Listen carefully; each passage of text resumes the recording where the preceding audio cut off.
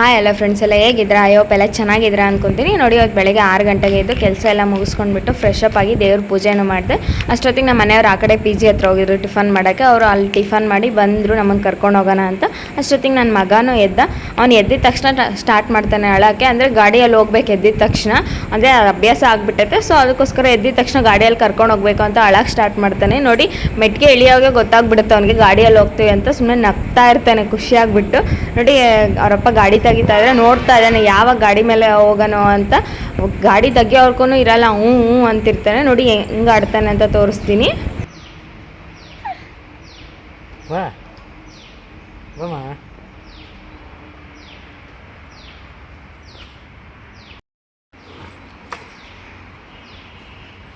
I ಬಾ ಬಾರಮ್ಮ, ಈ ಬಾಚಿನು ಬೇಡ ಬಾ. ನೋಡಿ ಗಾಡಿ ಮೇಲೆ ಹೋಗ್ಬೇಕಂದ್ರೆ ಏನು ಖುಷಿನೋ ಏನೋ ಇವನಿಗೆ. ಅಂದರೆ ಗಾಡಿ ಮೇಲೆ ಇದ್ರೆ ಅಂತೂ ಯಾರು ಕರೆದ್ರೂ ಬರೋಲ್ಲ. ನೋಡಿ ಮತ್ತೆ ಅವ್ನು ಕರ್ಕೊಂಡು ಈ ಕಡೆ ಪಿ ಜಿ ಹತ್ರ ಬಂದ್ವಿ. ಅಷ್ಟೊತ್ತಿಗೆ ಅವ್ರ ಚಿಕ್ಕಪ್ಪ ಬಂದಿತ್ತು. ಅಂದರೆ ನಮ್ಮ ಮಾವ ಇದ್ದಾರಲ್ಲ ಅವ್ರ ತಮ್ಮನ ಮಗ ಇವರು, ಅಂದರೆ ದೊಡ್ಡ ಮಗ. ನಾನು ಯಾವಾಗೂ ಚಿಕ್ಕತ್ತೆ ಅಂತೀನಲ್ವ, ಅವ್ರ ಮಗ ಇವ್ರ ದೊಡ್ಡ ಮಗ. ನೋಡಿ ಅಲ್ಲೇ ಹೊರ್ಗಡೆನೆ ಗಾಡಿ ಮೇಲೆ ನಿಲ್ಲಿಸ್ಕೊಂಡು ಮಾತಾಡ್ಸ್ಕೊಂಡು ಆಟಾಡ್ಸ್ಕೊಂಡು ನಿಲ್ಲಿಸ್ಕೊಂಡಿದ್ರು. ನೋಡಿ ಅವ್ನ ಕಾಲು ಗೆಜ್ಜೆ ಉದ್ರಿತ್ತು ಅಂತ ಅವ್ರ ಅಪ್ಪ ಕಾಲು ಗೆಜ್ಜೆ ಹಾಕ್ತಾಯಿತ್ತು. ಅಂದರೆ ಏನಾದರೂ ಅವ್ನ ಕಾಲಲ್ಲೂ ಕೈಯಲ್ಲಿ ಏನೋ ಉದ್ರಿದ್ರೆ ತಗೊಳೋವರೆಗೂ ಸುಮ್ಮನೆ ಇರಲ್ಲ, ಹ್ಞೂ ಹ್ಞೂ ಅಂತಿರ್ತಾನೆ. ನಾವು ಮರ್ತೋದ್ರು ಅವ್ನು ಮರ್ತೋಗಲ್ಲ, ಅದು ತಗೊಂಡ್ಲಿ ಅಂತ ಹ್ಞೂ ಹ್ಞೂ ಅಂತಿರ್ತಾನೆ. ನೋಡಿ ಅವಾಗ ನಮಗೆ ಗೊತ್ತಾಗಬೇಕು ಕೆಳಗಡೆ ಏನೋ ಬಿದ್ದಿದೆ ತಗೋಬೇಕು ಅಂತ. ನೋಡಿ ಮತ್ತೆ ಅವ್ನ ಒಳಗಡೆ ಕರ್ಕೊಬರಲಿಲ್ಲ, ಅಲ್ಲೇ ಗಾಡಿ ಮೇಲೆ ನಿಲ್ಲಿಸ್ಕೊಂಡು ಮಾತಾಡಿಸ್ತಾ ಇದ್ರು. ಅಂದರೆ ಇಲ್ಲಿಂದ ಗಾಡಿಯಲ್ಲಿ ಹೋಗಿದ್ವಲ್ಲ, ಸೊ ಅದಕ್ಕೋಸ್ಕರ ಅಳ್ತಾನೆ ಅವ್ನು ಗಾಡಿಯ ಮೇಲಿಂದ ಒಳಗಡೆ ಕರ್ಕೊಬಂದ್ರೆ ಅಂತ. ಅಲ್ಲೇ ಗಾಡಿ ಮೇಲೆ ನಿಲ್ಲಿಸ್ಕೊಂಡು ಮಾತಾಡಿಸ್ತಾ ಇತ್ತು ಅವ್ರ ಚಿಕ್ಕಪ್ಪ. ನೋಡಿ ಮತ್ತೆ ಕಾರಲ್ಲಿ ಕುಂಡಿಸ್ಕೊಂಡಿತ್ತು ಮುಂದೆ. ಅವ್ನಿಗೆ ಕಾರಲ್ಲಿ ಆಗಲಿ ಗಾಡಿಯಲ್ಲಿ ಆಗಲಿ ಮುಂದೆ ಕುತ್ಕೋಬೇಕಂದ್ರೆ ಅದು ಏನು ಖುಷಿನೋ. ಮುಂದೆ ಕುತ್ಕೊಂಡ್ರೆ ಅಂತೂ ಹಿಂದಕ್ಕೆ ಬರೋದೇ ಇಲ್ಲ. ಆದರೆ ಮಿಕ್ದ ಟೈಮಲ್ಲಿ ಆದರೆ ಅಜ್ಜಿ ಅಮ್ಮ ಬೇಕಾಗ್ತದೆ. ಅಂದರೆ ಗಾಡಿಯಲ್ಲಿ ಇದ್ದಾಗ ಮಾತ್ರ ಅಜ್ಜಿ ಅಮ್ಮ ಏನೂ ಬೇಡ. ನೋಡಿ ಅವ್ರ ಚಿಕ್ಕಪ್ಪ ಮುಂದೆನೇ ಕುಂಡ್ರಿಸ್ಕೊಂಡು ಮಾತಾಡಿಸ್ತಾ ಕುತ್ಕೊಂಡಿದ್ರು. ನೋಡಿ ತುಮಕೂರಿಗೆ ಬಂದಾಗೆಲ್ಲ ಮಗನಂತೂ ನೋಡ್ದಿದ್ದಂಗೆ ಹೋಗಲ್ಲ, ಮಿಸ್ ಮಾಡಲ್ಲ. ನೋಡಿ ಮಗನ ನೋಡ್ಕೊಂಡೇ ಹೋಗೋದು. ಮತ್ತು ನೋಡಿ ಅವ್ರಿಗೆ ಕಾಫಿ ಮಾಡ್ಕೊಡೋ ಅಂತ ಕಾಫಿ ಮಾಡಿಕೊಟ್ಟು ಹಂಗೆ ನನ್ನ ಮಗನಿಗೂ ಸರಿ ಮಾಡಿದೆ, ಅವ್ನಿಗೆ ಸರಿ ತಿನ್ಸೋಣ ಅಂತ. ನೋಡಿ ಮತ್ತೆ ಆ ರೈಸ್ಗಿಟ್ಟೆ, ಅನ್ನ ಖಾಲಿ ಆಗಿತ್ತು ಬೆಳಗ್ಗೆ ಟಿಫನ್ಗೆ. ಸೊ ಅದಕ್ಕೋಸ್ಕರ ರೈಸ್ಗಿಟ್ಬಿಟ್ಟು ಮತ್ತು ನೋಡಿ ಆ ಅಣ್ಣ ಇತ್ತಲ್ವ, ಸೊ ಅದಕ್ಕೋಸ್ಕರ ನೆನ್ನೆ ನಮ್ಮ ಅಮ್ಮ ಅವ್ರು ಬಂದಿದ್ರು. ಚಿಕನ್ ಸಾಂಬಾರು ಮಾಡಿದ್ವಲ್ಲ, ಅದು ಇನ್ನೂ ಸ್ವಲ್ಪ ಇತ್ತು, ಅದಕ್ಕೆ ಮುದ್ದೆ ಮಾಡೋಣ. ಅಣ್ಣನೂ ಊಟ ಮಾಡುತ್ತೆ ಅಂದರೆ ಅಣ್ಣ ಇಲ್ಲ ನಾನು ಊಟ ಮಾಡ್ಕೊಬಂದಿದ್ದೀನಿ, ನಾನು ಹೋಗಬೇಕು ಲೇಟ್ ಆಗುತ್ತೆ ಅಂತ. ಅಂದರೆ ಅಣ್ಣ ಬೆಂಗಳೂರಲ್ಲಿ ಅದು ಹೋಗಬೇಕು ಅಂತ ಅಣ್ಣ ಹೊರಡ್ತು. ಮತ್ತು ಆ ಅಣ್ಣನ ಕಳಿಸ್ಬಂದ್ಬಿಟ್ಟು ನಾವು ಊಟ ಮಾಡಿದ್ವಿ. ಮತ್ತು ಮಧ್ಯಾಹ್ನಕ್ಕೆ ಸಾಂಬಾರು ಮಾಡಬೇಕಾಯ್ತು, ತರಕಾರಿ ಸಾಂಬಾರು. ಸೊ ಅದಕ್ಕೋಸ್ಕರ ನಮ್ಮ ಮನೆಯವರೆಲ್ಲ ತರಕಾರಿ ಹಚ್ತಾಯಿದ್ರು. ನಾನು ಅಷ್ಟೊತ್ತಿಗೆ ಪಾತ್ರೆ ಇದ್ವು, ಅಂದರೆ ಅವ್ರು ತರಕಾರಿ ಅಷ್ಟೊತ್ತಿಗೆ ಎಷ್ಟಾದ್ರೆ ಅಷ್ಟು ಪಾತ್ರೆ ತೊಳೆಯೋಣ ಅಂತ ತೊಳೆದೆ. ನೋಡಿ ಅಷ್ಟೊತ್ತಿಗೆ ಅವ್ರು ತರಕಾರಿ ಎಲ್ಲ ಹಚ್ಚಿದ್ರು. ಮತ್ತು ಒಂದು ಸ್ವಲ್ಪ ಕಡಲೆಕಾಳು ನೆನೆ ಹಾಕಿದ್ವಿ. ತರಕಾರಿ ಜೊತೆ ಕಾಳುಗಳು ಹಾಕಿದ್ರೆ ಚೆನ್ನಾಗಿರುತ್ತೆ ಟೇಸ್ಟ್ ಅಂತ ಸ್ವಲ್ಪ ಕಡಲೆಕಾಳು ನೆನೆ ಹಾಕಿದ್ವಿ. ಮತ್ತು ನಾನು ಮಸಾಲೆಗೆಲ್ಲ ಜೋಡಿಸ್ಕೊಂಡೆ. ಅವ್ರು ತರಕಾರಿ ಎಲ್ಲ ಹಚ್ಚೋ ಅಷ್ಟೊತ್ತಿಗೆ ಒಂದು ಸ್ವಲ್ಪ ಪಾತ್ರೆ ತೊಳೆದ್ಬಿಟ್ಟು ನೋಡಿ ಮತ್ತೆ ಒಗ್ಗರಣೆಗೂ ಇಕ್ಕಿದ್ದೀನಿ. ನೋಡಿ ನಾನು ಫಸ್ಟ್ ಈ ಥರ ಒಗ್ಗರಣೆಗೆ ಇಟ್ಬಿಟ್ಟು ಆಮೇಲೆಲ್ಲ ಮಿಕ್ಸಿಗೆ ಹಾಕ್ಕೊತೀನಿ. ಈ ಥರ ಮಾಡೋ ಟೈಮ್ ಸೇವ್ ಆಗುತ್ತೆ ಅಂತ. ನೋಡಿ ಫಸ್ಟ್ಗೆ ಮಸಾಲೆ ಎಲ್ಲ ಮಿಕ್ಸಿಗೆ ಹಾಕ್ಕೊಂಬಿಟ್ಟು ಮತ್ತೆ ಒಗ್ಗರಣೆಗೆ ಇಟ್ಬಿಟ್ಟು, ಅಂದರೆ ಈರುಳ್ಳಿ ಟೊಮೊಟೊ ಬೇಯಬೇಕಲ್ವ, ಅಷ್ಟವರೆಗೂ ವೆಯ್ಟ್ ಮಾಡಬೇಕು. ಅದಕ್ಕೆ ಅಲ್ಲಿ ಟೈಮ್ ಯಾಕೆ ವೇಸ್ಟ್ ಮಾಡೋದು ಅಂತ ನಾನು ಈ ಥರ ಮಾಡ್ತೀನಿ.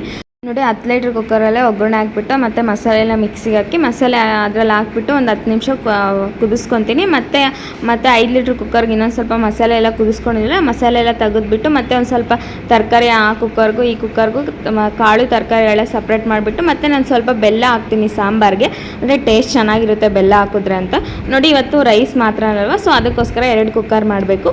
ನೋಡಿ ಆ ಸಾಂಬಾರಿಗೆಲ್ಲ ಇಟ್ಬಿಟ್ಟು ಪಾತ್ರೆನ ತೊಳೆದ್ಬಿಟ್ಟು ಮತ್ತು ನೋಡಿ ಅಷ್ಟೊತ್ತಿಗೆ ನನ್ನ ಮಗನಿಗೆ ಸ್ನಾನ ಮಾಡಿಸಿದ್ರು. ಮತ್ತು ಈ ಕಡೆ ಪೀಚೆ ಹತ್ರ ಕರ್ಕೊಬಂದೆ. ಅವ್ನು ಮಲಗಿ ಎದ್ದ ಅಷ್ಟೊತ್ತಿಗೆ.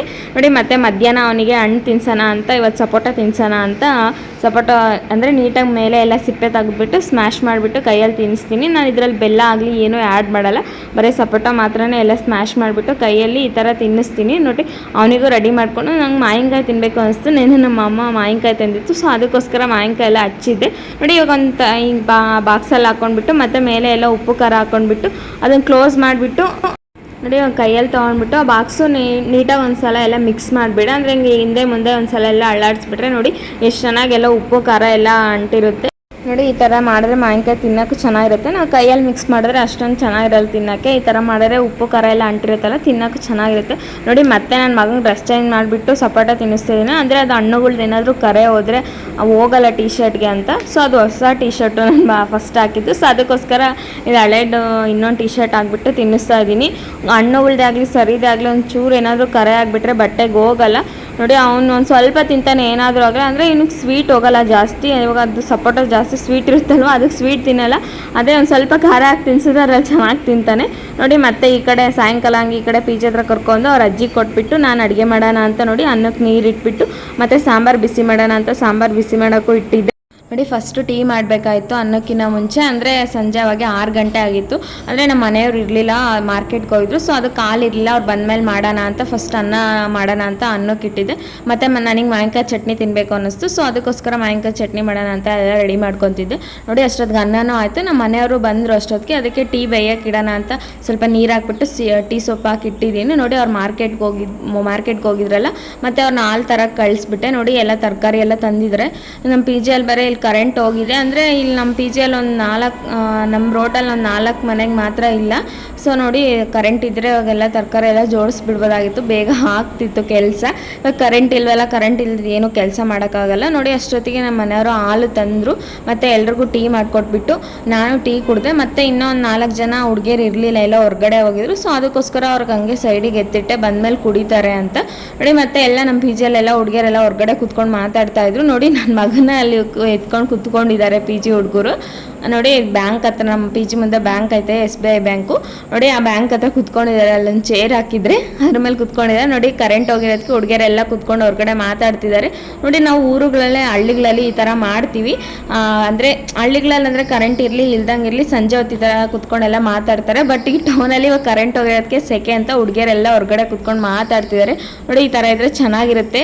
ನೋಡಿ ಕರೆಂಟ್ ಹೋಗಿರೋದಕ್ಕೆ ಸೆಕೆ ಆಗುತ್ತೆ ಅಂತ ಬಂದೆಲ್ಲ ಹೊರಗಡೆ ಕುತ್ಕೊಂಡಿದ್ದಾರೆ. ಅದೇ ಕರೆಂಟ್ ಇದ್ದರೆ ಎಲ್ಲ ಮೊಬೈಲ್ ಇಟ್ಕೊಂಡು ಕುತ್ಕೊತಿದ್ರು, ಇಲ್ಲಾಂದರೆ ಟಿ ವಿ ಮುಂದೆ ಕುತ್ಕೊತಿದ್ರು. ಯಾಕಂದರೆ ಇವತ್ತು RCB ಮ್ಯಾಚ್ ಇತ್ತಲ್ವ, ಅದಕ್ಕೋಸ್ಕರ ಟಿ ವಿ ಮುಂದೆ ಆದರೂ ಕುತ್ಕೊತಿದ್ರು. ನೋಡಿ ಎಲ್ಲ ಕುತ್ಕೊಂಡು ಹೊರಗಡೆ ಮಾತಾಡ್ತಾ ಇದ್ವಿ.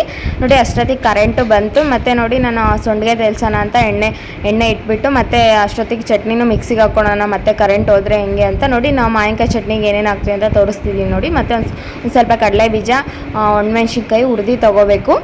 ಮತ್ತು ಒಂದು ಸ್ವಲ್ಪ ಕಾಯಿ ತುರಿ, ಮತ್ತು ಒಂದು ಸ್ವಲ್ಪ ಬೆಲ್ಲ, ಒಂದು ಬೆಳ್ಳುಳ್ಳಿ, ಮತ್ತು 2 ಮಾವಿನಕಾಯಿನ ಸಿಪ್ಪೆ ಎಲ್ಲ ತೆಗ್ದು ನೋಡಿ ತುರಿದಿಟ್ಕೊಂಡಿದ್ದೆ. ಅದನ್ನೆಲ್ಲ ಮಿಕ್ಸಿಗೆ ಹಾಕ್ಬಿಟ್ಟು ಮತ್ತು ಒಂದು ಸ್ವಲ್ಪ ಉಪ್ಪು ಹಾಕಿ, ಒಂದು ಸ್ವಲ್ಪ ನೀರು ಹಾಕಿ ಮಿಕ್ಸಿಗೆ ಹಾಕಿ, ಅಂದರೆ ಒಂದು ಸ್ವಲ್ಪ ನುಣ್ಣಗೆ ಹಾಕಿ, ಅಂದರೆ ಒಂದು ಸ್ವಲ್ಪ ತರಿಯಾಗಿರಬೇಕು, ಚೆನ್ನಾಗಿರುತ್ತೆ. ಆ ಥರ ಇದೆ. ಜಾಸ್ತಿ ಫುಲ್ ನುಣ್ಣಗೆ ಹಾಕ್ಬಿಟ್ರೆ ಚೆನ್ನಾಗಿರಲ್ಲ.